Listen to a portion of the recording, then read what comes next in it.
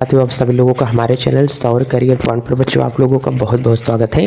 आज की क्लास में बच्चों हम लोग ये लेकर के चल रहे हैं कि क्लास 10th की जो फिजिक्स है, इस फिजिक्स में हमने प्रतिरोध के बारे में पढ़ा कि सर ये एक्चुअली में प्रतिरोध क्या होता है। बच्चों वहाँ से हमने ये समझा कि प्रतिरोध होता क्या है। तो तार में जो धारा के मार्ग में रुकावट का काम करता है उसे क्या कहते हैं, प्रतिरोध। हमने कहा जो इलेक्ट्रॉन है, इलेक्ट्रॉन जब तक तार में चलेंगे नहीं तब तक तो तार में धारा का प्रवाह होगा नहीं। अब इलेक्ट्रॉन मैं हूँ, मुझे जो पीछे से कोई ठेलेगा तो वो कौन होगा, वोल्ट होगा, विभव होगा। जो विभव किसे कहते हैं, इलेक्ट्रॉन को जो पीछे से धक्का देगा उसे क्या कहते हैं, विभव कहा जाता है। विभव का मतलब वोल्ट, आप लोग समझ चलना। तो सेल में या धारा में वोल्ट का होना बहुत ज़रूरी है। मैं इलेक्ट्रॉन हूँ, मैं सीधा केवल चलूँगा तो मुझे से कोई पीछे से धक्का देने वाला होगा, वोल्ट होगा। तो वोल्ट जितना तेज़ी से मुझे धक्का देगा वो क्या होगा, उतना तेज़ी से धारा चलेगी। तो किसी सेल में या किसी ट्रांसफार्मर में जितना हाई वोल्टेज होता है उतना तेज़ उसमें क्या करता है, करंट चलता है। 11,000 का जो वोल्टेज होता है, ट्रांसफार्मर होता है, तो जो 11,000 जिस तार में करंट चलता है, देखो उसमें हमको सुनाई नहीं देता है। लेकिन जो 33,000 वोल्टेज का खंभा होता है, जो बड़े बड़े वाले खंभे होते हैं, उस तार के नीचे जाओ देखो तो चर चर चर चर चर चर चर चर की क्या होती है, आवाज़ जाती है। तो उसका वोल्टेज बहुत ज़्यादा हाई होता है। तो वोल्टेज हाई होने के कारण धारा भी बहुत तेज़ी से चलेगी। जो मैं इलेक्ट्रॉन हूँ, मुझे जो ठेलेगा वो कौन होगा, वोल्टेज होगा। और जो मुझे आगे से जो मुझे रोकेगा वो कौन होगा, प्रतिरोध होता है। तो प्रतिरोध इलेक्ट्रॉन को रोकने का काम करता है, वोल्टेज धक्का लगाता है, विभव जिसे कहा जाता है। ठीक है। तो अब बच्चों यहाँ से आज हम लोगों को एक टॉपिक हम लोगों के पास में है, ध्यान से समझना। ये जो बच्चों टॉपिक है, ये टॉपिक हमारे पास में कह रहा है कि विभव का होगा, लेकिन ये कह रहा है कि प्रतिरोध होता है। ध्यान से समझना, आज का जो हमारे पास में टॉपिक है बच्चों, ये कह रहा है कि विशिष्ट प्रतिरोध। ध्यान से समझना। अरे साहब, ये जो विशिष्ट प्रतिरोध होता है एक्चुअली में ये क्या होता है, पहले इसके बारे में हमने कहा। जो रेजिस्टेंस होते हैं ये एक्चुअली में क्या होते थे, स्पेसिफिक रेजिस्टेंस मतलब क्या होगा, किसी पर्सनल, ध्यान से देख करके चलना, क्या होता है इसका मतलब, ये पर्सनल रेजिस्टेंस की बात कर रहा है। पर्सनल रेजिस्टेंस का मतलब क्या होता है, कह रहा है कि सर जो पर्सनल रेजिस्टेंस हमारे पास में होता है, जैसे हमने कहा कि कोई व्यक्ति होगा, ये दुनिया है, ये पूरा का पूरा क्या है, संसार है। इस संसार में किसी की अगर जिक्र किया जाए तो बहुत सारे पति हैं। पति केवल क्या होता है, किसी लड़की की जिस लड़के से शादी होती है उसे क्या कहते हैं, पति कहते हैं। तो पति अगर मैंने नाम ले लिया तो आपको ये तो समझ में आ गया कि किसी लड़की का ये क्या है, हस्बैंड है। किसी लड़की की से क्या हुई है, शादी हुई है। तो पति तो कॉमन है, लेकिन हमने कहा कि मीरा का पति, सुनीता का पति, ठीक है ना। हमने कहा कि जैसे कि क्या होगा, नीलम का पति। तो ये सारी चीज़ें अगर मैंने कहता हूँ तो मैं किसी एक पार्टिकुलर व्यक्ति को उठा रहा हूँ, तो किसी एक निश्चित व्यक्ति का नाम ले रहा हूँ। इसी प्रकार से हमने कहा कि नीलम का पति बहुत सीधा हो सकता है, सुनीता का पति बहुत ज़्यादा मारपीट वाला हो सकता है, बहुत उसे प्रताड़ित करने वाला हो सकता है। तो पति की कंडीशन है कि एक का पति बहुत ज़्यादा नरम है और एक का पति बहुत ज़्यादा क्या है, रुआबीबाज है, बहुत ज़्यादा वो तावबाज है। तो इसका मतलब ये कह सकते हैं, मतलब तावबाज का मतलब क्या, दूसरों के मैटर में नहीं, अपनी ही बीवी को मार रहा है, तो वो तो नीच पति हो गया ना। लेकिन जो अपनी बीवी को बहुत ज़्यादा खुश करके रख रहा है उसे कहते हैं कि ये बहुत अच्छा पति माना जाएगा। हर लड़की की इच्छा होती है कि हमारी जिससे शादी हो पति के बिना सींग वाली वो गाय हो, है। तो इसका मतलब ये होता है। तो जैसे कि हमने कहा कि पति के नाम से मैंने प्रतिरोध मैंने दे दिया, तो आपको ये तो समझ में आ जाना चाहिए कि वहाँ पर रुकावट की बात हो रही है, वो करंट को रोक लेगा। लेकिन अगर विशिष्ट प्रतिरोध की बात हो रही है तो हर चालक तार का प्रतिरोध अलग अलग होगा। जैसे मैंने कहा चांदी के तार का प्रतिरोध, ध्यान से देख के चलना, चांदी के तार का प्रतिरोध, तो चांदी के तार का प्रतिरोध नहीं होगा, चांदी के तार का बच्चों विशिष्ट प्रतिरोध होगा। ध्यान से समझ में आ रही कि नहीं, चांदी के तार का विशिष्ट, चांदी के तार में भी प्रतिरोध होगा। हमने कहा कि एक हम लोग ले लेते हैं लोहा का तार, और बच्चों एक यहीं से हम लोग ले लेते हैं किसका तार, चांदी का तार। तो लोहे के तार का प्रतिरोध बहुत हाई होगा, इसमें करंट का जो मान होगा, जो धारा का मान होगा बच्चों, इसमें रुकावट ज़्यादा आएगी। क्या आएगा, इसमें रुकावट ज़्यादा आती है। लेकिन जो चांदी होता है, ये चांदी में बच्चों रुकावट बहुत कम आता है। तो हम कह सकते हैं कि जो हमारे पास में चांदी होती है इस चांदी में जो प्रतिरोध होता है वो बहुत कम काम करता है। तो चांदी और तांबे का जब किसी एक पार्टिकुलर तार को ले लेते हैं तो उसका प्रतिरोध नहीं, उसका विशिष्ट प्रतिरोध याद किया जाता है। प्रतिरोध तो इसमें भी काम कर रहा है, करंट कहीं ना कहीं से इसमें भी रुकेगी और करंट कहीं ना कहीं से इसमें भी रुकेगी। कौन ज़्यादा करंट को रोकेगा? सर लोहा। तो सर लोहे का विशिष्ट प्रतिरोध बहुत ज़्यादा होता है। इसका विशिष्ट प्रतिरोध क्या होगा? कम होगा। तो किसी चालक तार के अंदर जो कार्य करने वाला प्रतिरोध होगा उसे ही क्या कहते हैं? विशिष्ट प्रतिरोध कहा जाता है। मतलब जब किसी स्पेशल तार की बात की जाती है तो वहाँ पर क्या कहते हैं? विशिष्ट प्रतिरोध की बात आती है। इतनी बात आप लोगों को समझ में आ रही है कि नहीं? कहेंगे सर बिल्कुल, इतनी बात हमको समझ में आ रही है। चलिए, अब यहाँ से अगर हमने कहा कि विशिष्ट प्रतिरोध की बात आ गई तो इसको चलिए हम लोग थोड़ा सा समझते हैं कि सर और क्या हो सकता है। तो बच्चों, अगर मैं कहीं पर आपको ये बोलूँगा कि हम लोग आज चल रहे हैं विशिष्ट प्रतिरोध पढ़ने चल रहे हैं, तो आपको अब यहाँ से ये समझ में आना चाहिए कि सर विशिष्ट प्रतिरोध एक्चुअली में हो क्या सकता है। तो बच्चों, विशिष्ट प्रतिरोध की अगर मैं कभी भी बात करूंगा तो आप बिल्कुल भी मत घबराना कि साहब आज हमारे पास में टॉपिक क्या है। बच्चों, आज का जो टॉपिक है वो हमारे पास में क्या है? विशिष्ट प्रतिरोध कहलाएगा। चलिए साहब, तो आज इसका मतलब वो क्या हो सकता है? विशिष्ट प्रतिरोध होगा। इसका मतलब बच्चों इसे हम लोग क्या कहते हैं? स्पेसिफिक रेजिस्टेंस बोला जाएगा। चलिए साहब, स्पेसिफिक रेजिस्टेंस। स्पेसिफिक रेजिस्टेंस का मतलब क्या होगा? ये पर्सनल रेजिस्टेंस होता है। क्या होता है बच्चों? ये वाला पर्सनल रेजिस्टेंस होगा। पर्सनल रेजिस्टेंस का मतलब क्या? किसी चालक तार के अंदर कार्य करने वाला जो प्रतिरोध होगा उसे क्या कहते हैं? विशिष्ट प्रतिरोध कहा जाता है। इसका बच्चों जो अन्य नाम होता है वो अन्य नाम इसे विशिष्ट प्रतिरोध कह सकते हैं या इसी को रेजिस्टिविटी कहा जाता है। क्या कहते हैं? रेजिस्टिविटी कहा जाएगा। तो इसका मतलब क्या? वो रेजिस्टिविटी। चलिए, इसे बच्चों क्या कहेंगे? रेजिस्टिविटी। इसका मतलब साहब इसे हिंदी में कहेंगे प्रतिरोधकता। ध्यान से देख करके चलना बच्चों, इसे क्या कहा जाता है? इसे कहेंगे हम लोग प्रतिरोधकता, इसे कहा जाता है। हाँ साहब, ये जो हमारे पास में आएगा इसे हम लोग क्या कहते हैं? प्रतिरोधकता। एक तो होता है प्रतिरोधक और दूसरा हमारे पास में क्या होता है? प्रतिरोधकता होता है। तो अगर कभी भी प्रतिरोधकता जैसे शब्द आ गया तो स्पेशल जब चालक तार को बोल देगा तो वहाँ पर उसका हमारे पास में प्रतिरोध नहीं होगा, विशिष्ट प्रतिरोध वहाँ से निकाला जाता है। तो किसी चालक तार के अंदर करंट तेज चल रहा है कि स्लो, ये किस बात पर डिपेंड करता है? ये उस बात पर डिपेंड करेगा कि विशिष्ट प्रतिरोध के ऊपर डिपेंड करता है। समझ में आ रहा है कि नहीं? करें कि हाँ सर समझ में हमको यहाँ से आ रहा है। जैसे हमने कहा एक देखो, एक चालक तार हमारे पास में यहाँ से ये है, ठीक है, और एक चालक तार हमारे पास में यहाँ से ये है। अब हमने कहा कि दोनों चालक तार, ये वाला जो चालक तार है बच्चों लोहा का बना है और ये वाला भी हमारे पास में जो चालक तार है लोहा का बना है। और यहीं से एक चालक तार मैंने ले लिया, ये सर चांदी का चालक तार होगा, और सर ये वाला जो मैंने ले लिया चालक तार, ये वाला मैंने ले लिया लोहा होगा। ध्यान से देखना, ये वाला मैंने ले लिया लोहा और ये वाला चालक तार मैंने ले लिया किसका? चांदी का ले लिया। मुझे आप ये बताओ, ये तार जितना विशिष्ट प्रतिरोध इस तार का होगा उतना ही विशिष्ट प्रतिरोध इस तार का होगा। ये वाला चालक तार 5 इलेक्ट्रॉन को रोकेगा तो ये वाला भी चालक तार 5 इलेक्ट्रॉन को ही रोकेगा, क्योंकि इसकी जाति क्या है? लोहे की जाति है।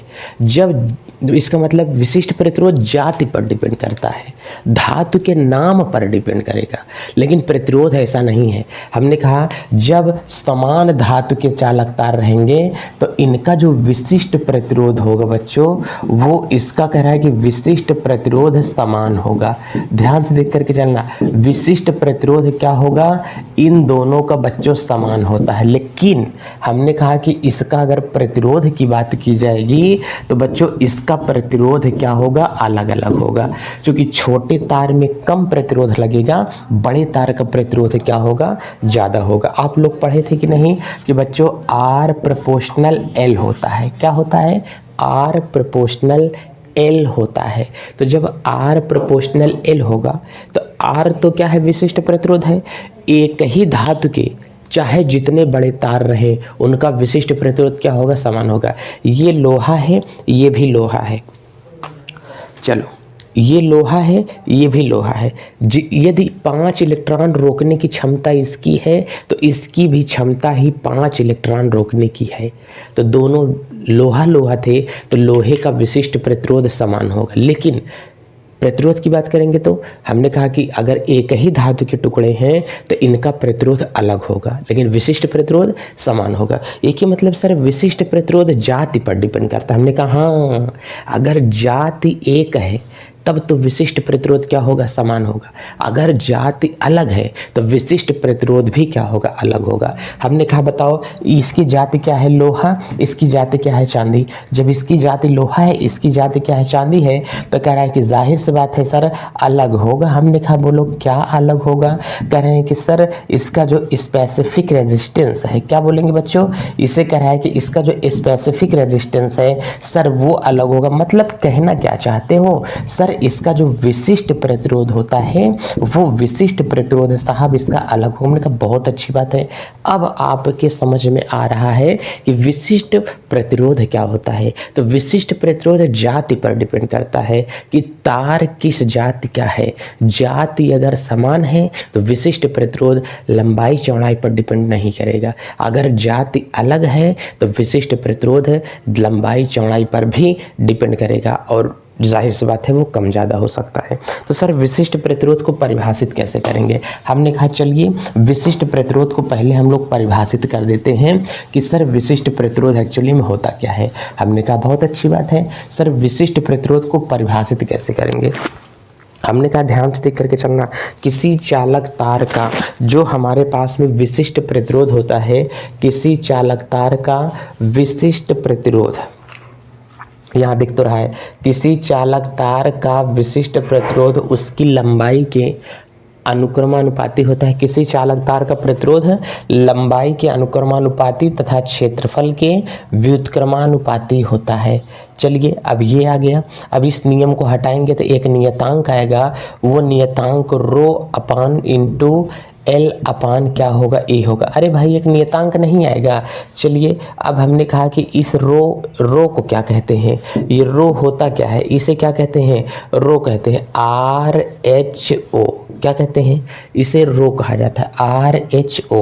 इसका मतलब बच्चों ये जो हमारे पास में रो होगा, ये रो एक प्रकार का क्या होता है साहब, रो को कहते हैं विशिष्ट प्रतिरोध। क्या होता है, रो को कहा जाता है कि रो होता है विशिष्ट प्रतिरोध। किसी चालक तार का प्रतिरोध तथा उसकी लंबाई के क्षेत्रफल के अनुपात, किसी चालक तार का प्रतिरोध उसकी लंबाई और क्षेत्रफल लंबाई के अनुक्रमानुपाती तथा उसके क्षेत्रफल के व्युत्क्रमानुपाती होता है।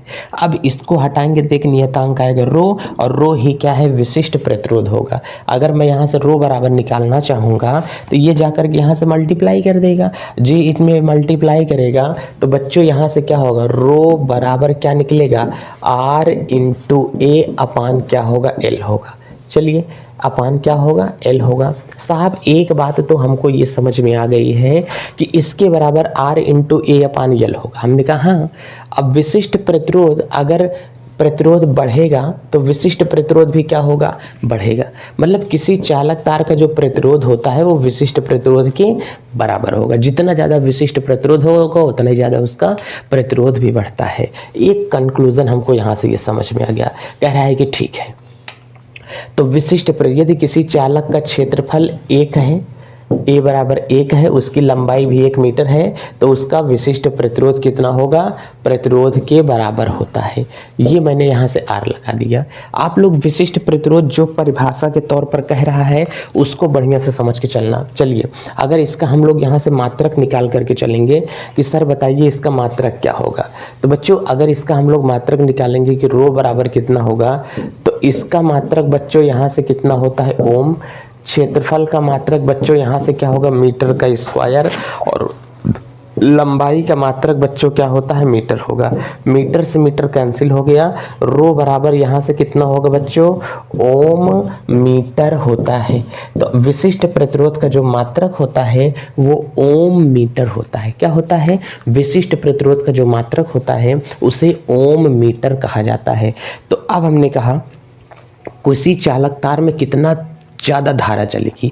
हमने कहा जैसे कि कहते हैं कि चांदी के तार में बहुत ज़्यादा धारा चलती है, तो इसका मतलब चांदी के तार में कोई रुकावट डालने वाली कोई चीज़ें नहीं होंगी, तो चांदी के तार का विशिष्ट प्रतिरोध कम होता है। चांदी के तार का विशिष्ट प्रतिरोध बहुत कम होता है, इसलिए उसमें धारा साई साई साई चलती है। समझ में आ रहा है। तो चांदी के तार का विशिष्ट प्रतिरोध बहुत कम होता है। ठीक है। विशिष्ट प्रतिरोध को किन किन नामों से जाना जाता है सर? इसे अन्य नाम से जानते हैं, प्रतिरोधकता। बच्चों इसे क्या कहते हैं? इसे कहा जाता है कि प्रतिरोधकता के नाम से भी इसे जाना जाता है। हमने कहा चलिए ठीक है, इसे अगर विशिष्ट प्रतिरोधकता के नाम से जाना जाता है, ठीक है, सॉरी ठीक है, तो प्रतिरोधकता हमारे पास, वैद्युत प्रतिरोधकता भी कहीं कहीं कहा जाता है। अरे वैद्युत आगे लगा दो और क्या, इलेक्ट्रिक रेजिस्टिविटी हो जाएगा वहाँ पर। ठीक है, तो चलिए एक बात तो हमको यहाँ समझ में आ गई है, स्पेसिफिक प्रतिरोध होगा, ये किसी तार का खुद का अपना प्रतिरोध होता है। जब हमने कहा कि अब यहाँ से इसका फार्मूला क्या होगा, किसी चालक तार का प्रतिरोध उसकी लंबाई के अनुक्रमानुपाती तथा क्षेत्रफल के व्युत्क्रमानुपाती होता है। इसको हटाएंगे तो एक नियतांक रो आएगा, रो को मैंने यहाँ से लगा दिया। अब कह रहा है यदि चालक तार की लंबाई 1 मीटर हो और क्षेत्रफल भी 1 वर्ग मीटर हो, तो इसको हम लोग यहाँ से कहते हैं कि अब यहाँ से a बराबर 1 हो गया, l बराबर 1 हो गया, तो 1 1 दोनों को रखेंगे तो रो बराबर क्या होगा, r। मतलब विशिष्ट प्रतिरोध प्रतिरोध के बराबर होता है। किसी चालक तार का विशिष्ट प्रतिरोध उसके प्रतिरोध के बराबर होता है। अब यहाँ से इसका मात्रक निकालेंगे तो ओम मीटर, प्रतिरोध का मात्रक ओम होगा, मीटर ये ए है, ए मतलब एरिया, एरिया मतलब क्षेत्रफल का मात्रक क्या होता है, मीटर का स्क्वायर होगा। लंबाई है, लंबाई के मात्रक मीटर, मीटर से मीटर कैंसिल, 1 मीटर बचा, ओम मीटर यहाँ से हो जाएगा। ठीक है, ये इसका मतलब बच्चों क्या होगा, स्पेसिफिक रेजिस्टेंस का ये हमारे पास में मात्रक निकल के चला आया। चलिए एक बात हमको समझ में आ गई है। अब कह रहे हैं कि बताओ कि जो विशिष्ट प्रतिरोध होता है इसकी कुछ बच्चों आप लोग शर्तें बता दो, इसकी कुछ बातें बता दो कि विशिष्ट प्रतिरोध किन किन कारकों पर निर्भर करता है। अगर एक बार हम लोग ये चीज़ें समझ लेंगे कि विशिष्ट प्रतिरोध किन किन कारकों पर निर्भर करेगा, इसकी कुछ अंदर की बातें हम लोग देख लेते हैं, तब हमको ज़्यादा और बेहतर तरीके से ये चीज़ें समझ में आ जाएंगी। हालाँकि मैंने इसमें आपको बता दिया है, जो बातें हो सकती थी वो बातें हम लोग इसमें कर लिए हैं। अब एक छोटू सा टॉपिक है, इसमें हम लोग इसको बढ़िया से सीख करके पहले चलेंगे।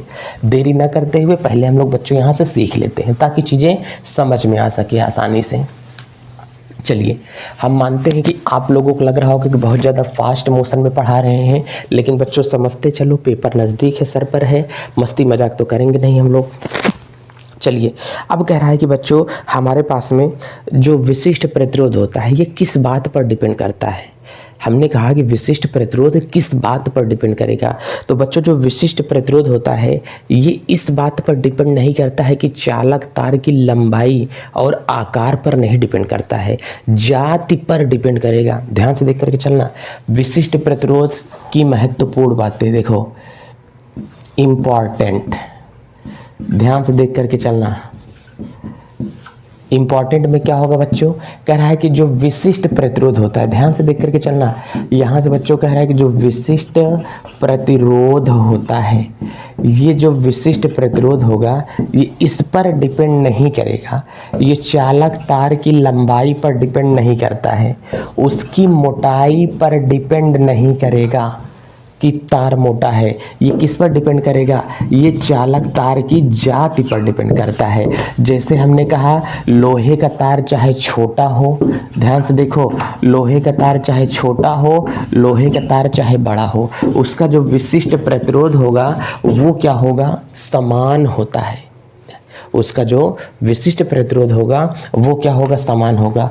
हमने कहा एक चालक तार हमारे पास में लोहा है, एक चालक तार हमारे पास में सोना है, एक चालक तार हमारे पास में क्या है, चांदी है, एक चालक तार हमारे पास में क्या है, एल्यूमिनियम है। ध्यान से देखो, हमने कहा कि यहाँ पर इसकी जो जाति है बच्चों, वो जाति क्या है, कह रहे हैं कि जो जाति है सर वो इसकी यहाँ पर अलग अलग जाति है। अलग अलग जाति है तो रुकावट डालने वाला भी अलग अलग होगा, रुकावट डालने वाला भी अलग अलग होगा। लेकिन इन सब की जो बच्चों लंबाई है वो लंबाई क्या है, समान है। तो लंबाई समान है। हमने कहा कि ये देखो ध्यान से, ये हो गया लोहा, ये हो गया बच्चों सोना, और ये हो गया बच्चों यहाँ से क्या, चांदी, और ये हो गया बच्चों यहाँ से एल्युमिनियम।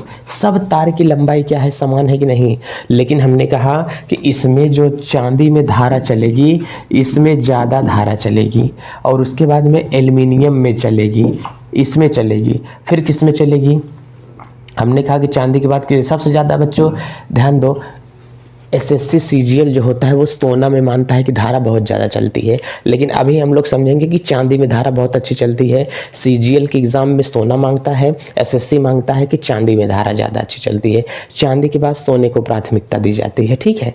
तो इसके बाद चांदी के बाद क्या होगा, सोने में करंट चलेगा, फिर क्या होगा, एल्युमिनियम में करंट चलेगा, फिर उसके बाद में लोहे में करंट चलेगा। लेकिन लंबाई तो समान है लेकिन जाति अलग अलग है। तो लंबाई पर डिपेंड नहीं करता, किस पर डिपेंड करेगा, उसकी क्वालिटी पर, पदार्थ की प्रकृति पर डिपेंड करता है। किस पर, किसी चालक तार का विशिष्ट प्रतिरोध कम होगा कि ज़्यादा, वो इस बात पर डिपेंड करता है कि वो किस प्रकृति का बना हुआ है, उसकी तार की जाति क्या है, लंबाई और मोटाई पर डिपेंड नहीं करता है, ठीक है। अब हमने कहा कि किसी चालक तार का जो हमारे पास में विशिष्ट प्रतिरोध होता है वो किस पर डिपेंड करेगा, एक चीज़ पर और डिपेंड करता है। नंबर 2, वो हमारे पास में बच्चों तापमान पर डिपेंड करेगा। आप लोग देखे हो किसी चालक तार का जो हम लोग तापमान अगर बढ़ा देते हैं तो विशिष्ट प्रतिरोध भी क्या होता है, बढ़ जाएगा। तापमान बच्चों घटा देते हैं तो विशिष्ट प्रतिरोध भी क्या होता है, घट जाता है। गर्मियों के दिनों में देखो, जब मोबाइल में तार वार लगा होता है बहुत ज़्यादा, काफ़ी देर मोबाइल से बात कर लेते हैं या मोबाइल या लैपटॉप को काफ़ी देर चला लेते हैं तो उसमें तार तो लगे ही होते हैं, उसका टेम्परेचर बढ़ने लगता है, ताप बढ़ रहा है। और जब ताप बढ़ रहा है तो हमने कहा कि तार गर्म हो रहा है। तार गर्म होने की वजह से तार क्या हुआ, फैल गया, तो उसमें इलेक्ट्रॉन एक दूसरे से टच नहीं हो पाते हैं तो करंट जल्दी जल्दी चल नहीं पाता है, तो मोबाइल हैंग करने लगता है, कंप्यूटर या टीवी हैंग करने लगता है, ज़्यादा देर चल जाती है तो मोबाइल ज़्यादा देर चलाने के बाद में उसको पटकने लगते हैं कि हैंग बहुत ज़्यादा कर रही है, तो ताप बढ़ गया तो करंट कम हो गई, जिसके कारण प्रतिरोध भी उसका क्या हुआ है, बढ़ गया है। तो मोबाइल गर्म हो गई तो धारा नहीं चलेगा। क्यों नहीं चलेगी, क्योंकि प्रतिरोध उस चालक तार का बच्चों क्या हुआ है, बढ़ गया है। तापमान बढ़ेगा तो प्रतिरोधकता भी क्या होती है, बढ़ जाती है। इतनी बातें समझ में आ रहा है। चलिए एक बात तो हम लोग यहाँ से समझ में आ जाता है कि एक चीज़ पर डिपेंड करेगी। तीसरी चीज़ किस पर डिपेंड करेगी, पदार्थ की प्रकृति पर। वही चीज़ मैंने बताया कि पदार्थ जितना ज़्यादा अच्छा होगा उतनी ज़्यादा धारा चलेगी। धारा ज़्यादा है मतलब विशिष्ट प्रतिरोध कम है, इसका विशिष्ट प्रतिरोध कम, इसका थोड़ा सा ज़्यादा, इसका और ज़्यादा, इसका सबसे ज़्यादा। तो विशिष्ट प्रतिरोध किस पर डिपेंड करता है बच्चों, ये इस बात पर डिपेंड करता है कि उसकी चालकता कितनी ज़्यादा अच्छी होती है। इतना बात समझ में आ रहा है ना। अब मैं कुछ चीज़ों का आपको नाम दे देता हूँ कि किसमें ज़्यादा हमारे पास में धारा चलती है। सिल्वर, ध्यान से देख करके चलना बच्चों। सिल्वर जिसे कहा जाता है कि चांदी। अब जैसे मैंने चांदी की कह दिया तो चांदी की विशिष्ट प्रतिरोधकता इतनी कम होती है कि इसमें करंट रपा रप बहुत ज़्यादा इसमें करंट चलता है। अब जो मैं पैमाने लिखाने चल रहा हूँ ये पैमाना आपको देखिए बच्चों, यहाँ पर हमको कह रहा है कि ये हमारे पास में क्या है, चांदी है। इसमें देखो इसका विशिष्ट प्रतिरोध बहुत ज़्यादा कम है, इसलिए इसमें प्रवाहित होने वाली जो धारा है वो बहुत ज़्यादा इसमें धारा चल रही है। भाई इसका प्रतिरोध कम है ना। अब देखो चांदी की तार में इतनी रपारप करंट चलता है कि इसको पता नहीं लगा सकते हैं, इतना तेज करंट चलेगा। तो चांदी के तार का जो विशिष्ट प्रतिरोध होता है वो बहुत ज़्यादा कम होता है, इसलिए चांदी के तार को अच्छे सर्किट में इस्तेमाल किया जाता है। घर की स्विच वगैरह में इसका इस्तेमाल करते हैं, इसमें स्पार्क नहीं आता है। अब चांदी के बाद नंबर किसका आ जाएगा बच्चों, यहाँ से कॉपर का नंबर आ जाएगा। ठीक है, अब बताओ जो चांदी के बाद में यहाँ से कॉपर का नंबर हमारे पास में आ रहा है, अब बताओ यहाँ से चांदी के बाद में कॉपर का नंबर आया, तो चांदी की अपेक्षा स्लो धारा चलती है किसमें, कॉपर में धारा स्लो चलेगी लेकिन अच्छी चलती है। जब कॉपर में धारा चलती है ना, तो हमने कहा कि इलेक्ट्रॉन जितने होते हैं गोल गोल सब घूमने लगते हैं, और जब इलेक्ट्रॉन गोल गोल घूमने लगते हैं कहते हैं अच्छा कॉपर में धारा चलेगी तो क्या मतलब इलेक्ट्रॉन गोल गोल घूमने लगेगा, कहें हाँ इलेक्ट्रॉन एकदम भंवर धारा गोल गोल घूमने लगता है, कहते हैं ऐसा है कॉपर के तार को उठा करके पंखा में डाल दो, किस में डाल दो, उतार करके पंखा में डाल दो, जब पंखा में कॉपर के तार को उठा करके डाल देंगे तो पंखवा के एकदम गोल गोल जाएं जाएं एकदम से क्या करेगा, नचाने लगेगा। इसलिए पंखे की जो कॉइल होती है उसमें किस किस का भराव ज़्यादा अच्छा होता है, कॉपर के तार का भराव ज़्यादा अच्छा होता है। कहते हैं कि कॉपर बाइंडिंग किया गया है, कैसी बाइंडिंग है, कॉपर बाइंडिंग है। यही बात एल्युमिनियम में भी होती है, लेकिन एल्युमिनियम में इलेक्ट्रॉन बहुत रुक रुक के घूमता है, बहुत रुक रुक के घूमेगा। तो एल्युमिनियम में जब कहते हैं कि एल्युमिनियम की बाइंडिंग हवा बहुत अच्छी नहीं देगी, बहुत कम हवा देता है, तो इसका मतलब एल्युमिनियम की बाइंडिंग क्या होती है, बहुत ज़्यादा सक्सेस नहीं है, चलता है लेकिन सक्सेस नहीं होता है। लेकिन इसका विशिष्ट प्रतिरोध देखो, इसका सबसे कम 1.60 है, इसका सबसे कम विशिष्ट प्रतिरोध, तो बहुत अच्छा चालक माना गया। ये थोड़ा सा लोड ज़्यादा ले रहा है कॉपर, कॉपर से ज़्यादा देखो 1.62 है, ये 2.63 है। एल्युमिनियम का विशिष्ट प्रतिरोध और ज़्यादा होता है।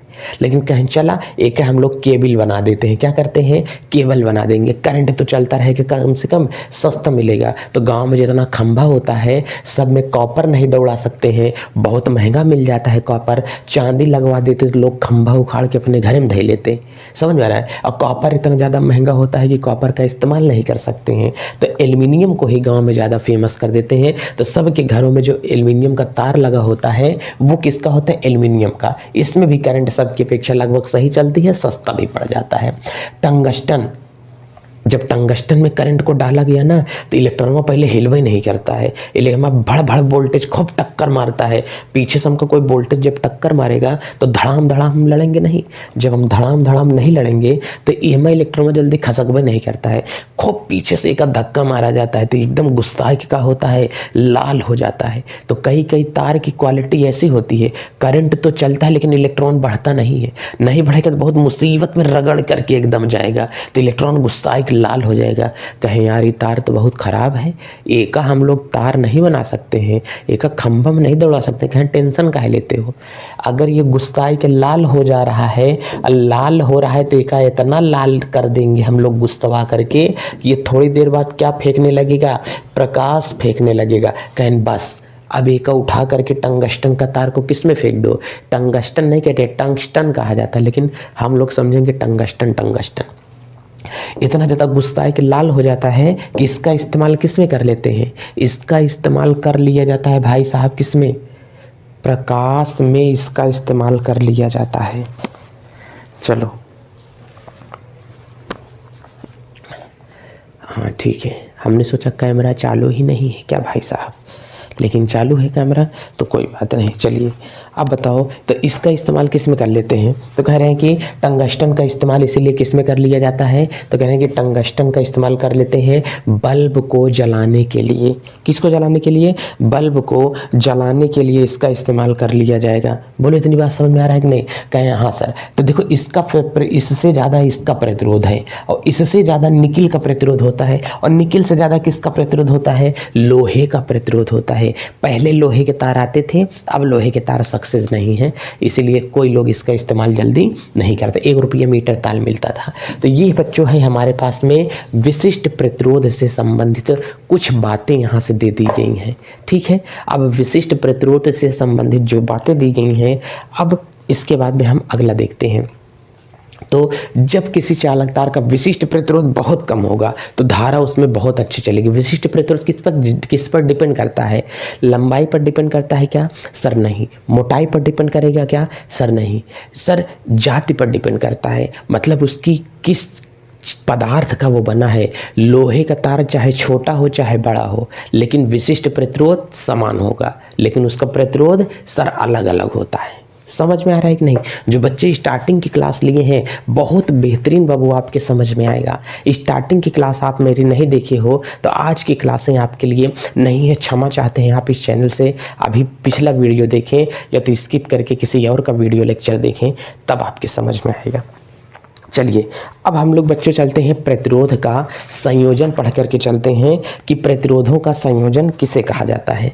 अब इसको बच्चों हम लोग यहाँ से हटाते हैं और आगे की क्वालिटी देखते हैं कि प्रतिरोध का संयोजन, रेजिस्टेंस का कॉम्बिनेशन देख करके चलते हैं।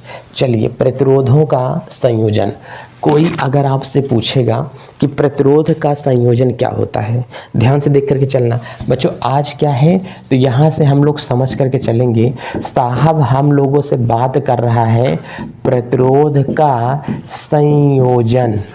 चलिए साहब प्रतिरोध का संयोजन कितने प्रकार से होता है? सर पहला प्रकार जो होगा फिर दूसरा प्रकार होगा। प्रतिरोध का संयोजन 3 प्रकार से किया जा सकता है। नंबर 1 बच्चों जो यहाँ से हम लोगों के पास में आएगा श्रेणी क्रम संयोजन। ध्यान से देखना क्या पूछेगा, श्रेणी क्रम संयोजन। फिर दूसरा हमारे पास में क्या पूछ करके चल सकता है, समांतर क्रम संयोजन। चलिए ठीक है, अगला हमारे पास में बोलेगा कि समांतर क्रम, फिर यहाँ से बोल करके चलेगा मिश्रित क्रम संयोजन। बच्चों ध्यान से देख करके चलना, यहाँ से क्या बोलेगा, मिश्रित क्रम संयोजन बोल करके चल रहा है। तो प्रतिरोधों का संयोजन कुल कितनी प्रकार से होता है, ध्यान से समझना। प्रतिरोधों का संयोजन कुल कितनी प्रकार से होता है? सर 3 प्रकार से प्रतिरोध का संयोजन होता है। श्रेणी क्रम संयोजन, ठीक है, इसे कहा जाता है कि सर हमारे पास में समांतर क्रम संयोजन होगा। फिर इसे हम लोग क्या कहते हैं, मिश्रित क्रम संयोजन कहा जाता है। बच्चों ध्यान से देख करके चलना, इसे क्या कहते हैं, मिश्रित क्रम संयोजन कहा जाता है। ये होगा हमारे पास में सीरीज कॉम्बिनेशन होता है, ये हमारे पास में पैरेलल कॉम्बिनेशन होता है और ये हमारे पास में मिक्स्ड कॉम्बिनेशन होता है। तो श्रेणी क्रम संयोजन क्या होता है, ध्यान से समझना। हमने कहा श्रेणी क्रम संयोजन में, ठीक है, क्या बोले बच्चों, श्रेणी क्रम संयोजन क्या होता है, समांतर क्रम संयोजन क्या होता है, मिश्रित क्रम संयोजन क्या होता है, इसको हम लोग समझेंगे नेक्स्ट वीडियो लेक्चर में। तब तक के लिए आप लोग चैनल पर बने रहें। और आपके लिए मज़े की एक बात बता देते हैं, चैनल पर यूपीएससी की बच्चों जो जीएस है वो भी स्टार्ट हो चुकी है। इतिहास शानदार से आपका चलने वाला है और आप लोगों का अनसॉल्व भी चलने वाला है। तो चैनल पर बने रहें और सारी चीज़ों को लगातार अच्छे तरीके से देखते रहें। चलते हैं, अपना और अपनों को ख्याल रखें, मस्त रहें, स्वस्थ रहें। जय भारत।